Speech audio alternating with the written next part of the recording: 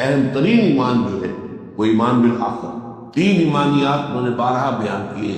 پہلا ایمان باللہ یا توحید، نظری اعتبار سے، اصولی اعتبار سے، فکری اعتبار سے اہم ترین ایمان یہ ہے، بلکہ اصل ایمان یہی ہے۔ کئی قرآن میں صرف اس کا ذکر ہے، ان الذین قالوا ربنا اللہ ثم استقاموا تتنزل علیہم الملائکہ۔ نہ ایمان بالآخرہ ہے، نہ ایمان بالرسالہ۔ تو اہم ترین نظری، فکری، فلسفیانہ، حکیمانہ انداز میں اہم ترین ایمان ایمان باللہ یعنی توحید۔ قانونی اعتبار سے اہم ترین ایمان ایمان بالرسالہ۔ اگر کوئی شخص رسول کو نہیں مانتا وہ کافر ہے، چاہے وہ موحد ہو، بہت عمدہ اخلاق رکھتا ہو، خادم خلق ہو، سب کچھ ہو، اس میں رسول کو نہیں مانے گا وہ مسلمان نہیں۔ قانونی اعتبار سے اہم ترین ایمان ایمان بالرسول۔ عملی اعتبار سے اہم ترین ایمان ایمان بالآخرہ۔ اور وہ کیا ہے؟ بعث بعد الموت، ریزریکشن۔ ایک وقت آئے گا کہ تمام نوع انسانی قبروں سے اٹھائی جائے، قبر کہہ لیجیے جہاں جہاں بھی ان کا وجود ہوگا، اور پھر ان کا محاسبہ ہوگا، حساب کتاب ہوگا ان کے اعمال۔ دنیا کی زندگی دی گئی تھی وہ دارالامتحان تھا، اس امتحان کا نتیجہ نکلے کون کامیاب ہے کون ناکام۔ ناکام جہنم میں جائیں گے، کامیاب جنت۔ انسان کو عملی اعتبار سے سیدھا رکھنے والی شے یہ، اگر یہ رہے مجھے جواب دینا ہے، میرا حساب کتاب ہوگا، اس سے کوئی مفر نہیں ہے، وہاں کوئی طاقت بچانے والی نہیں ہے، وہاں نہ باپ بیٹے کے کام آئے گا، نہ بیٹا باپ کے کام آئے گا، نہ شوہر بیوی کے کام آ سکے گا، نہ بیوی شوہر کے کام آ سکے گا۔ یوم یفر المرء من اخیہ وامہ وابیہ وصاحبتہ وبنیہ۔ بھاگتا انسان بیٹے سے بھی، بھائی سے بھی، باپ سے بھی، بیوی سے بھی نہیں۔ انسان یہ چاہے گا کہ پوری انسانیت کو جھونک دو جہنم میں، مجھے بچا۔ اس ایمان پر جتنا انسان کا یقین پختہ ہوگا، عمل رہے گا، محاسبہ ہوگا، جواب دہی ہونی ہے، بدلہ ہونا ہے، مجازات، بھلائی کا بھلا، برائی کا۔ تو ان چاروں صورتوں میں آپ دیکھیں گے کہ یہ ارتقاء ہوا ہے ایمان بالآخرہ بہت عمدگی کے ساتھ۔ اب سورۃ العلق کا جو دوسرا حصہ ہے اس سے میں شروع کر رہا ہوں۔ کلا ان الانسان لیطغی، کوئی نہیں، انسان سرکشی پر آمادہ ہو ہی جائے، طغیانی پر، سرکشی پر۔ انسان جو ہے ظلم پر، تعدی پر، اخلاق باختری پر، آوارگی پر آمادہ ہو ہی جائے۔ کیوں ہو جاتا ہے ایسا؟ میں نے آپ کو بتایا تھا سورۃ التین کے ذمن میں کہ حساس انسان اور ذہین انسان، اور جس کی اپنی طبیعت جو ہے، فطرت، وہ صحت پر قائم، تو جب دیکھتا ہے انسان جھوٹ بولتا ہے، انسان دھوکہ دیتا ہے، انسان وعدہ خلافی کرتا ہے، انسان ایک دوسرے کا خون پیتے، انسان ایک دوسرے پر ظلم کرتے، کیا کرتے؟ اور میں نے آپ کو بتایا تھا کہ جدید سائیکالوجی میں جتنے بھی اسکول آف تھاٹ ہیں وہ انسان کا بڑا گھٹیا تصور پیش کرتے، بڑا گھٹیا، اتنا گھٹیا۔ فرائڈ کیا کہتا ہے؟ انسان نرا شہوت ہی شہوت ہے، اور کچھ ہے۔ اگر کوئی ماں اپنے بیٹے کو محبت بری نگاہ سے دیکھ رہی، وہ بھی شہوت کی وجہ سے۔ اور یہ ہمارے اس دور کے مفکرین اعظم تھے، فرائڈ، بابائے نفسیات جریدہ۔ کوئی باپ اپنی بیٹی کو اگر محبت بھری نگاہ سے دیکھ رہا ہے، یہ بھی سیکس ہے، یہ بس کمپلیکس۔ کسی نے قرار دیا کہ انسان بس حب تفوق، دی ارج ٹو ڈومینیٹ، یہ ہے بس۔ کوئی شخص اپنی شاعری کے ذریعے تفوق حاصل کر رہا ہے، شہرت حاصل کر رہا ہے، لوگوں کا مرکز نگاہ بنا ہوا ہے، کوئی اپنی طاقت کے بل کے اوپر کھڑا ہے، کوئی اپنی دولت کے بل پر کھڑا ہے۔ اور یہ سارے کام کیوں کر رہا ہے؟ کیوں دولت کمانا چاہتا ہے؟ ارے حساب کتاب سے دیکھو تو اتنا کچھ تمہارے پاس ہے کہ 10 نسلیں کھا لے، تو لگے ہوئے الہاکم التکاثر۔ کیوں؟ انسان کی بھوک تو ختم ہی نہیں ہوتی۔ الہاکم التکاثر حتی زرتم المقابر، قبر پر پہنچ جاتے ہو، قبر میں پاؤں لٹکا کر بیٹھے ہوئے ہو، لیکن حل من مزید، دولت اور آ جائے، اور آ جائے، اور آ جائے، اور آ جائے، اور آ جائے۔ اسے چھٹکارا تو حب تفوق ہے انسان۔ یا کسی نے کہا کہ انسان صرف اپنے جو خصائص اسے وراثت میں ملتے ہیں، آج ہم کہیں گے جینز جو آتی، باپ کی جینز ہے، ماں کی جینز ہے، آگے ان جینز کے اپنے اپنے اوصاف ہیں، خصائص ہیں۔ پھر وہ جس ماحول میں رہتا ہے یہ دو چیزیں جو اس کی شخصیت کو بناتی ہے. He doesn't have any free will. کوئی اس کا آزاد ارادہ نہیں ہے، کوئی ارادہ نہیں ہے. He is a product of hereditary characters and environmental factors. بس وہاں سے ملا اور ماحول سے ملا، ان دونوں سے جو شخصیت وجود میں آئی بس وہی ہے. بیہیویئرزم اس کا نام ہے. تو یہ میں آپ کو بتا رہا ہوں انسان کے نچلی سطح پر سافلین، انہوں نے مشاہدہ کیا ہی سافلین اسفل سافلین. جو انسان کو عظمت ملتی ہے وہ روح سے ملتی ہے، اسے جانتی ہے اس لیے کہ وہ ماوراء المادہ ہے، مادے سے ماوراء ہے. اور سائنس مادے سے آگے جائے گی جو تو اپنے لیمٹس. تو جو ماوراء المادہ ہے اسے ماوراء الطبیعیات بھی ہم کہتے ہیں، میٹا فزکس. اس لیے فزکس جو ہے وہ تو صرف مادے سے بحث کر سکتی ہے. اور یہ اصل میں اب اس کا علاج اب میں آپ کو بتاتا ہوں کہ یہ سوچ بچار یقیناً حضور کے بارے میں جو آتا ہے کہ آپ وحی کے آنے سے پہلے کئی دن جا کر غار حرا میں قیام فرماتے تھے، یا تقلص فیہ، اس میں عبادت کرتے تھے. تو عبادت کیا تھی؟ آپ اگر یہودیوں میں پیدا ہوئے ہوتے تو یہودیوں کی سی عبادت کرتے. اگر آپ عیسائیوں میں پیدا ہوئے ہوتے تو عیسائیوں کی سی عبادت کرتے. آپ کو تو اللہ نے پیدا کیا مشرکین میں، اس سے تو آپ کی فطرت جو ہے اس سرے سے کوئی مناسبت ہوتی نہیں تھی، لیکن ناممکن ہے تو کون سی عبادت؟ تو شارحین حدیث موقع انداز اختیار کیا ہے.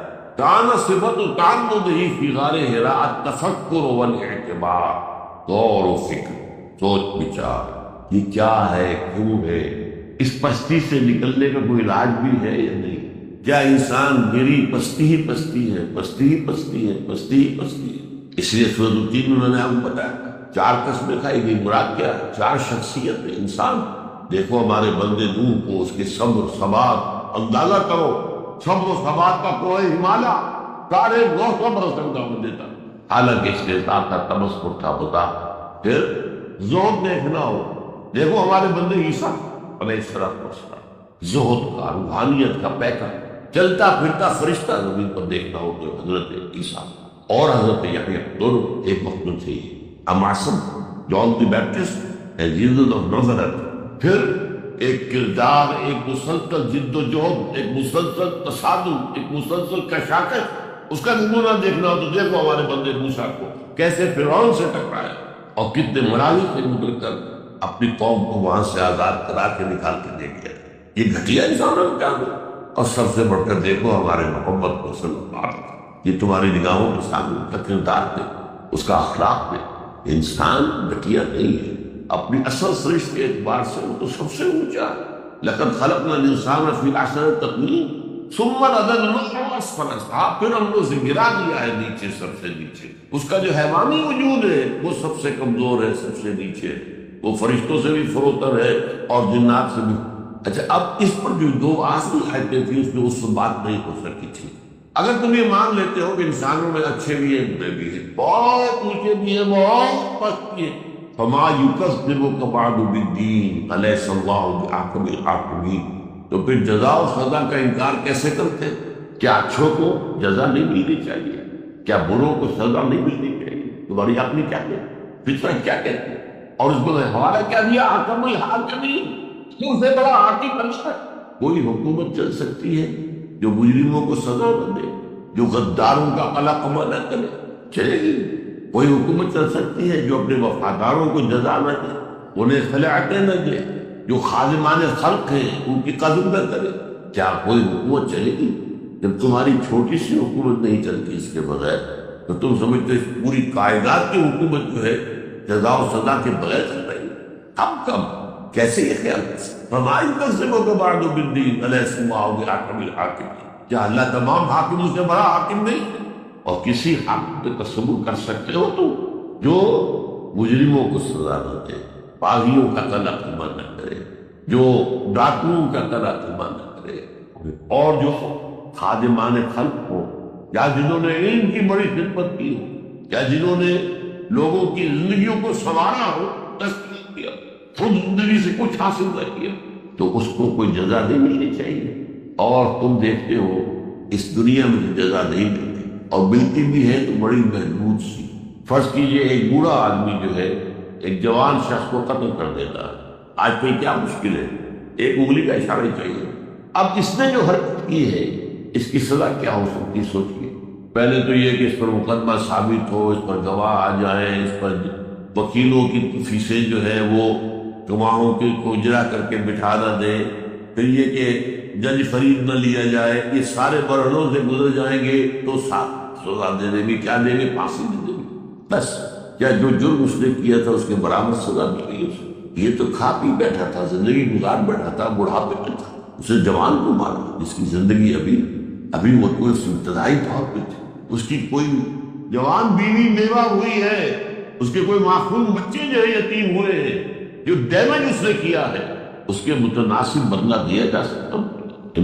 اور دوسرے اس کے برعکس جنہوں نے اپنی پوری زندگیاں لگا دی خدمت کے سر میں لوگوں کی ہدایت پر، کیا محمد کو وہ بدلہ دیا جا سکتا ہے؟ ایسے نہیں کیا اپنی زندگی سے، یہ تو سبھی مانیں گے، رحیم ترین انسان، قابل ترین انسان، آپ بنڈونی واق کی کتاب پڑھ لیجئے، لیکن انہوں نے اپنی زندگی میں کیا حاصل کیا؟ وہاں تو آخری وقت تک فاقوں کا معاملہ، ایک حجرہ جس میں اگر ساتھ ہی اہلیہ بھی ہے تو یہ ممکن ہی نہیں ہے کہ تہجد کی نماز بھی پڑھ سکے، حضور کھڑے ہوتے تھے، پھر جب سجدے کے لیے جاتے تھے تو حضرت عائشہ کی ٹانگیں اٹھا کر ایک طرف کرتے تھے تو سجدے کی جگہ بنتی تھی، یہ دنیا سے لیا۔ تو ایک ابدی زندگی ہونی چاہیے جس میں پورا بھرپور صلہ۔ اچھا دیکھیے اسی صورت کے آخر کے ساتھ جڑ جاتی ہے صورت ارائیت الذی یکذب بالدین، کیا تم نے غور کیا اس شخص پر جس نے جزا و سزا کا انکار کیا؟ دیکھ لو وہی ہے، فذلک الذی یدعو الیتیم، یتیم کو دھکیتا ہے، کردار کتنا پست ہوگے، آخرت کا انکار کرو گے کردار پست۔ وَلَا يَحُضُّ عَلَىٰ طَعَامِ الْمِسْكِينِ، جو بھوکے کو کھانا کھلانا خود تو درکنار کسی اور کو بھی نہیں کہنے کے تیار۔ اور اسی طرح بظاہر مذہبی آدمی ہے، نماز پڑھ رہا ہے، اپنی نماز سے غافل ہے، وہ نماز میں بھی حساب کتاب کر رہا ہے، اپنے کاروبار کے جوڑ رہا ہے، اس کی جزا و سزا کا یقین اس میں نہیں۔ یہ سب رسم ہے، ریچولز۔ علامہ اقبال تو بہت دور چلے گئے اس میں کہنے میں، عقل و ذوق نگاہ کا مرشد عملی ہے عشق، عشق نہ ہو تو شر و دین بت قدائی سب نکار۔ اور ایک اور شعر میں کہ اور انتہا کو پہنچ گئے، وہ میں ان کی اس نظم کو میں سمجھتا ہوں کہ ٹاپ کی، کیا نہیں کوئی غزنوی کارگہ حیات پہ بیٹھے ہیں کب سے منتظر اہل حرم کے سومنات، اہل حرم نے بھی بت بنا رکھے، اہل حرم نے بھی سومنات بنا رکھے۔ جیسے کوئی غزنوی آیا تھا جس نے سومنات کے بت توڑے تھے، کوئی ہے یہ جو اہل حرم کے سومنات کو توڑ سکتے؟ یہ ہمارے ریچول جو ہے یہ ہمارے معبود بن جاتے ہیں بس۔ بہرحال ارأیت الذی یکذب بالدین فذلک الذی یدعو الیتیم ولا یحض علی طعام فویل للمصلین الذین هم عن صلاتهم ساہون۔ تو ہلاکت ہے ان نمازیوں کے لیے جو اپنی نماز سے غافل، روح صلاۃ نہیں ہے ان کے پاس، رسم صلاۃ، نماز و روزہ و قربانی و حج یہ سب باقی ہیں، تو باقی۔ اور شوق اگر تیرا نہ ہو میری نماز کا امام، میرا سجود بھی حجاب، میرا قیام۔ الذین هم یراؤون، یہ عبادتیں بھی کرتے ہیں تو نکھاوے کے لیے، ریاکاری کے لیے۔ اگر آپ کو یقین نہیں ہے تو آپ کی عبادت ریاکاری پر۔ ارأیت الذی یکذب بالدین فذلک الذی یدعو الیتیم ولا یحض علی طعام المسکین فویل للمصلین الذین هم عن صلاتهم ساہون الذین هم یراؤون، ریاکاری کرتے، وَيَمْنَعُونَ الْمَعْرُوفَ، اور اخلاق میں اتنی پستی میں چلے گئے ہیں کہ عام استعمال کی چیزیں بھی ایک دوسرے کو دینے کے لیے تیار۔ اگر کوئی پڑوسوں سے عورت آ گئی ہے کہ بھائی آگ ذرا میں 2-4 انگارے آپ کے چولہے سے لے جاؤں تو اپنی آگ جلا لوں، عام استعمال۔ بہرحال یہاں کیا بتایا گیا اس سورہ مبارکہ میں، کَلَّا إِنَّ الْإِنسَانَ لَيَطْغَىٰ، انسان سرکش ہوئی گا، تمرد لوگوں پر ظلم، جب استحصال، ریپریشن، آپریشن، کسان کی خون پسینے کی کمائی پر ہے، اتباعات آدمی پر، مزدوروں کی رگوں میں دوڑنے والے سرخ خون سے شراب تخفیف کر کے سرمایہ دار کی رہائش، خواجہ از خون رگے مزدور سازد لعلنا از جفائے دے خدایا، اس سے دے خانہ خراب، انقلاب انقلاب انقلاب انقلاب برپا۔ اب یہ جو ہوا کیوں ہو جاتا ہے اس کی تشخیص کیا؟ الرعاہ استغنى، وہ دیکھتا ہے کہ وہ فرق نہیں۔ ایک بہت اہم نکتہ سمجھ لیجیے، this physical universe is complete as far as the physical laws are concerned۔ جو طبیعی قوانین ہیں ان کے اعتبار سے یہ کائنات مکمل، آپ سنکھیاں کھائیں گے مریں گے، چاہے اس کے بعد آپ پچھتانے سے کچھ نہیں ہوگا۔ دین میں اخلاق میں آپ نے کوئی غلط کام کیا ہے، توبہ کریں گے آپ بچ جائیں گے۔ فزیکل لاس میں یہ نہیں ہوگا، فزیکل لاس کے اندر تو نتیجہ نکل کر رہے نتیجہ نہیں نکلتا۔ میں نے جھوٹ بولا، میری زبان پر چھالا بھی نہیں نکلا، پھر بولے گا اور جھوٹ بولنے سے فائدہ ہو گیا، مجھے الٹا چل گیا۔ میں نے یتیم کا مال سارا ہڑپ کر دیا، مجھے تو کوئی معدے کا کینسر ہوا نہ آنتڑیوں کا کینسر ہوا، کچھ بھی نہیں ہو، کچھ بھی نہیں ہو۔ اگر ایک تھی تو سب کو آنکھ جو ہے سب کو مل جائے۔ اسی لیے تو دنیا میں جو ہم نے نظام بنایا، جو اللہ نے ہمیں دیا، وہ یہ کہ مجرموں کو پکڑ کر ترین سزا، ایگزامپلری پنشمنٹ، کہ سب کام جائے، چور کا ہاتھ کٹا گیا تب کبھی تعلیم ہو جائے گا، پھر چوری کرنے کی ضرورت کوئی نہیں کرے گی۔ زانی کو سنسار کیا گیا، کیا ہوگا؟ زنا رہ جائے گا معاشرے میں۔ اسلام پہ یہی پنشمنٹ جس کو کہہ دیتے وحشیانہ، ہاں سخت ہے واقعی، کوئی شک نہیں، بڑی سخت سزا، بڑی سخت پنشمنٹ ہے۔ اس کے بغیر ریلیکیشن کرائم کا ممکن ہی نہیں ہے۔ تعلیم تربیت اس کے اعتبار سے امریکہ سے اوپر کوئی قوم نہیں جائے گی۔ یہ موسٹ ہینس کرائم جو ہے، انتہائی گھناؤنا جرم ہو۔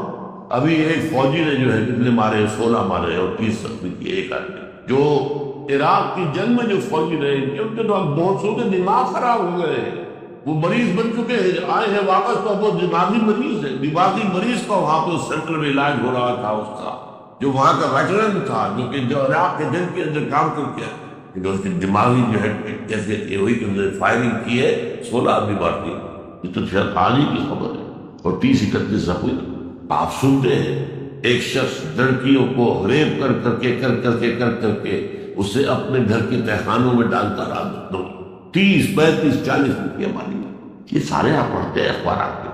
تو کوئی تعلیم، کوئی تربیت جرم ختم نہیں کر سکتی۔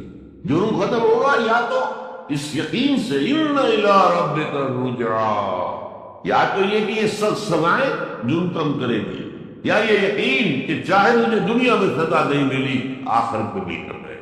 میں نے دنیا میں اپنے آپ کو بچا لیا، میں نے ججوں کو خرید لیا، میں نے 5-5 لاکھ ایک پیشی کے وکیلوں کو دے دیے، انہوں نے ڈنگے لگا کر اور جرا کر کے گواہوں کو جو ہے بٹھا دیا۔ یہ سارا کام کر کے بچ گیا۔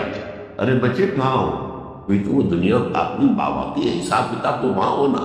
یہ یقین اگر انکلکیٹ ہو جائے کہ ریزریکشن ہے، پاس بعد الموت ہے، حساب کتاب ہے، جزا و سزا ہے، تب انسان سیدھا رہے۔ یہ ہے گویا کہ ایمان بالآخرت کا فلسفہ۔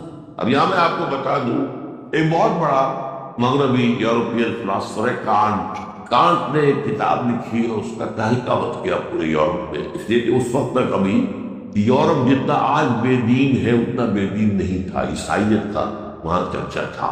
امریکہ میں آج بھی امریکہ اتنا بے دین نہیں ہے، اتنا بے دین کی یورپ، خیر وہ ایک علیحدہ بات۔ تو کتاب لکھی اے کرٹیک آف پیور ریزن، عقل خالص کا جائزہ، پیور ریزن۔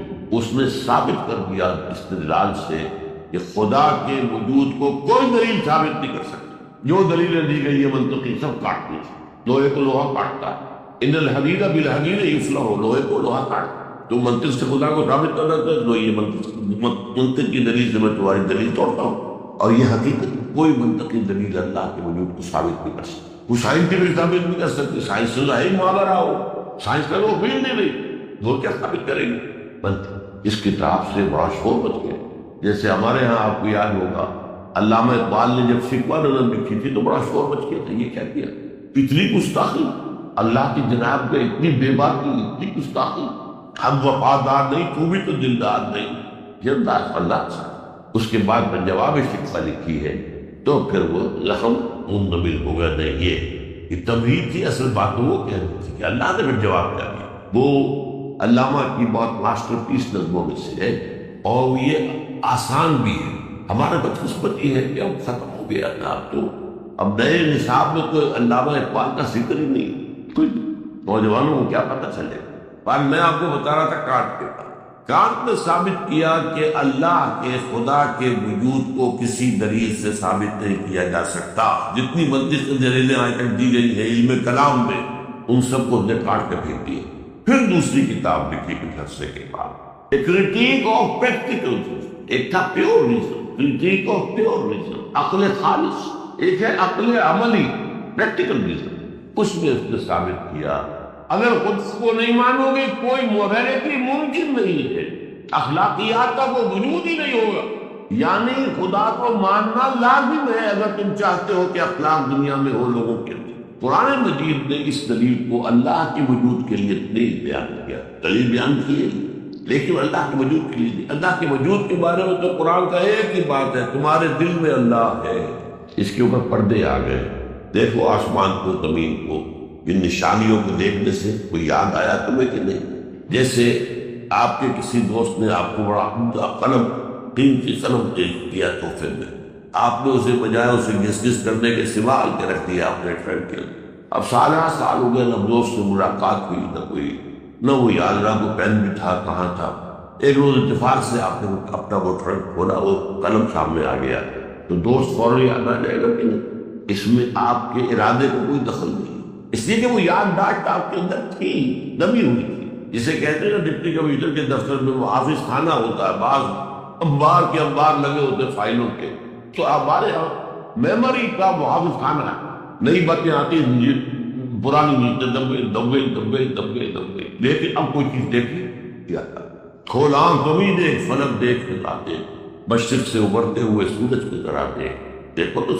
اور یہ آیات آفاقی اور تمہارے اندر وفی انفسکم، تمہارے اندر بھی نشانیاں، یا فلا تبصرون، دیکھتے ہو گے نہیں.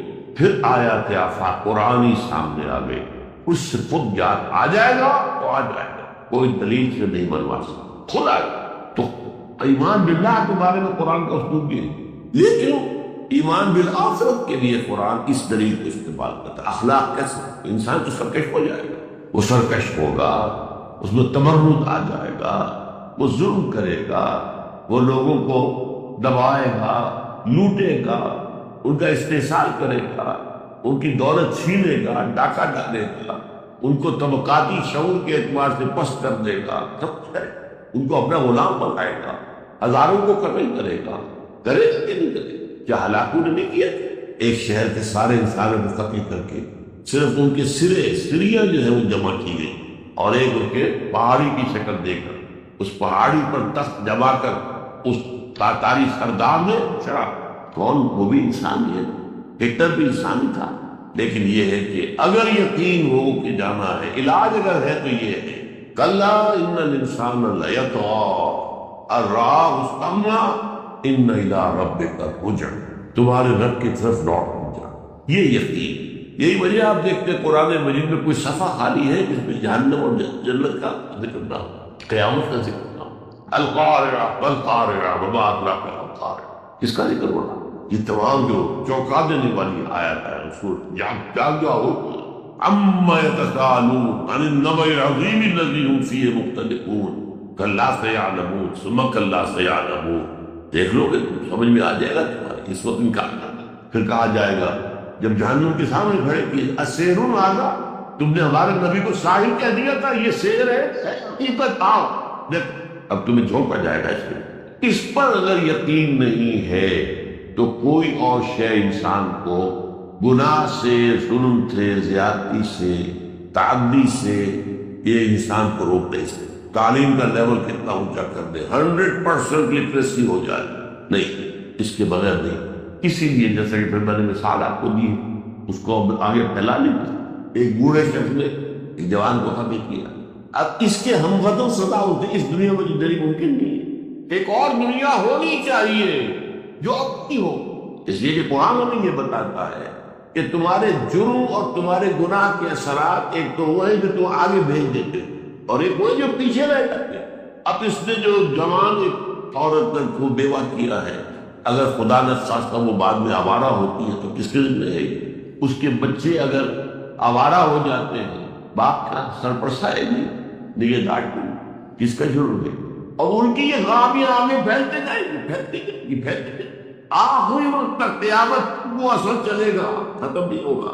آپ کے جو بھی گناہ ہیں ان کے اثرات، جیسے آپ کے نیکی کے اثرات، صدقہ جاریہ کہا گیا، آپ نے کسی کو اچھا علم دیا ہے، وہ علم اس سے آگے جائے گا، اس سے آگے جائے گا، اس سے آگے جائے گا، اس سے آگے جائے گا، اور جہاں جہاں تک جائے گا آپ کا حصہ رہے گا اس میں۔ جو بھی اس سے فائدہ اٹھائے گا اس کا اجر اپنی جگہ ہے، لیکن تمہیں تمہارے حساب میں حکمت رہے گا۔ یہی تو وجہ ہے نا کہ جب ہم حضور پر کہتے ہیں اللہم صلی علی عبدک و نبیک بعدد من قعد وقام وبارک وسلم علیہ بعدد من صلی وصام، اے اللہ اپنے بندے اور رسول محمد پر درود بھیج ان سب کی تعداد کے برابر کے آج نماز پڑھ رہے ہیں، یہ محمد کے تو غیر پڑھ رہے ہیں، اس نے سکھائی تھی نا نماز۔ قعد وقام، جو بیٹھے ہیں نماز میں، کھڑے ہیں کس کے لیے؟ صلی وصام، نماز پڑھ رہے ہیں، روزہ رکھ رہے ہیں، کس کی وجہ سے؟ جہاں بھی خیر ہے، ہر کجا بینی جہان رنگوں ہوں، آنکھ یا خاکش کرو یا تارکو، یا نور مصطفیٰ پورا بحاس، یا غنود اندر تلاش مصطفیٰ۔ اس دنیا میں جو بھی خیر ہے اس وقت وہ محمد کی، مصطفیٰ کی عطا ہے، اس کی بھی۔ اس اعتبار اللہم صلی علی محمد وعلی آلہ